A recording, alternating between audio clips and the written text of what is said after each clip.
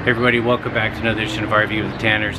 Hey, today's edition we're going to be installing a new lock on our new RV. If you've been watching us for a while, you've noticed that we haven't had videos coming out for the last 6 months. That's because we sold our old RV, our Bighorn, and now we've got a new Alliance 340RL. We'll do a video on that later and give you the full tour.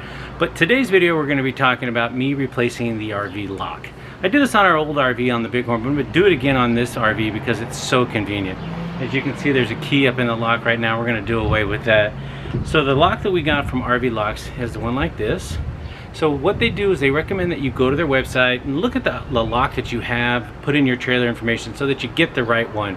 The one that we have is pretty much the standard default for most RVs, but do yourself a favor and don't buy the wrong one and just go through their little configuration tool and get the one that you need. Once this is installed, I'll go through the steps in a moment.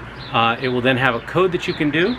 They also now offer an aftermarket upgrade. So they have this Bluetooth receiver that you put inside your RV that's then powered by AC power, so not on DC power, so you have to have AC power.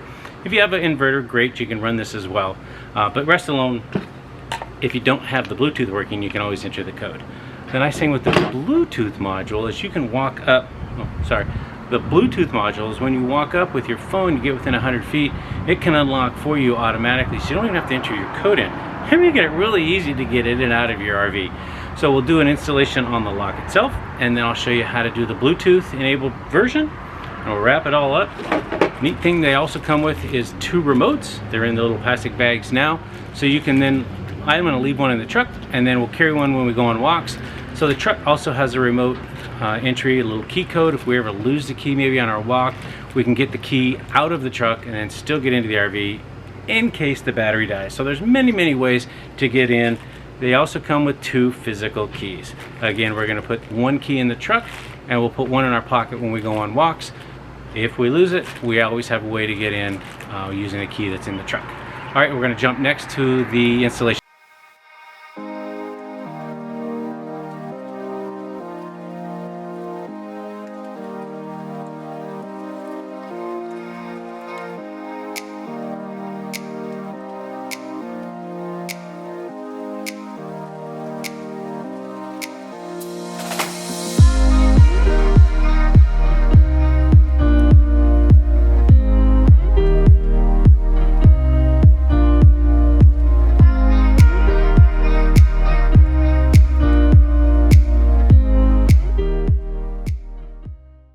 So I'll edit a little bit of that out, but as you see, I unscrewed all of the bolts for the lock itself, and I was trying to get it out. I forgot to take the 2 screws off the side of the door over here that hold the latch in. Get you a shot of that. Make sure you take those out. It makes it a lot easier.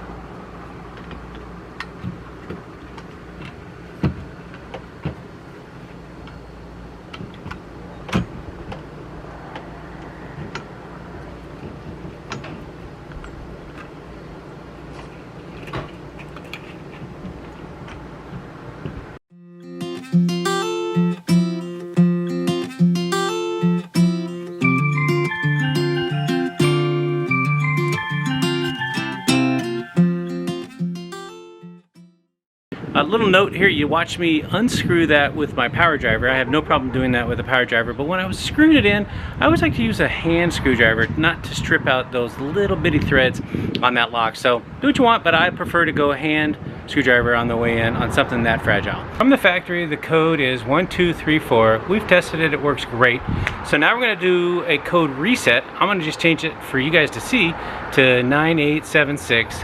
Melinda's on the inside and she's going to hit the reset key on the inside. You do it for roughly 5 seconds and it should create a beeping sound, and then I'm going to put in the code.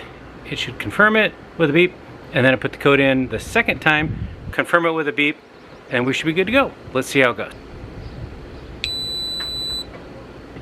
8765 lock. 8765 lock. Should have confirmed it, and then we'll try it again. 8765 lock. Yeah, it beeped. And now we're going to unlock. 8765 unlock.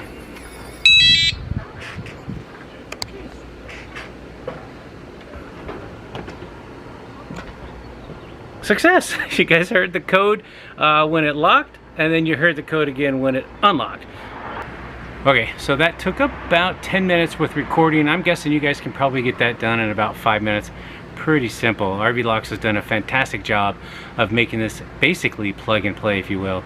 One thing that we did that was kind of very helpful was when I put the lock in from the door side as you actually come in, I had Melinda stand back there and push on that lock so that it pushed a little bit of pressure on there, so when I did the mounting plate that you see from inside the RV, it was easier for me to attach the 4 screws, because otherwise I was trying to hold it in. It just wasn't good. So have a second set of hands.